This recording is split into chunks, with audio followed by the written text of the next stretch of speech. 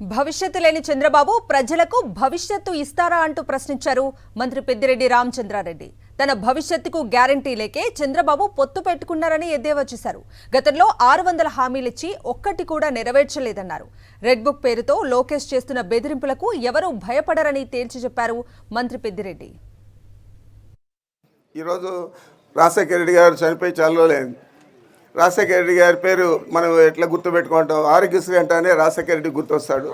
ఈరోజు అమ్మఒడి అంటేనే జగన్మోహన్ రెడ్డి గుర్తొస్తాడు. చంద్రబాబు గుర్తొచ్చేదానికి ఏమన్నా ఉందా? ఆయన పేరు మీద ఏదైనా ఒక పథకం పెట్టాడా సొంతంగా? ఏది కూడా లేదు. ఏదైనా ఒక ప్రాజెక్ట్ కట్టి పూర్తి చేశాడా? అది కూడా లేదు. భవిష్యత్తుకు నా గ్యారంటీ అని ఆయన చెప్తా ఉన్నాడు. ఆయన భవిష్యత్తుకే గ్యారంటీ లేదు. అందరినీ కలుపుకొని ఇప్పుడు ఎన్నికల్లో పోటీ చేస్తూ ఉన్నాడు. గ్యారంటీ ఉంటే ఒకడే జగన్మోహన్ రెడ్డి మాదిరి పోటీ చేయాలి. ఆయనకే లేదు. మరి ఆయన మనకేమి ఇస్తాడు గ్యారంటీ? నేను అడుగుతా ఉన్నాను. ఆయన కొడుకు వస్తే ఎర్ర బుక్ ఉంది నా దగ్గర, మన జిల్లాకు వస్తే పెద్దిరెడ్డి రామచంద్రారెడ్డి పేరు ఉంది, మొదటి పేరు అంటాడు.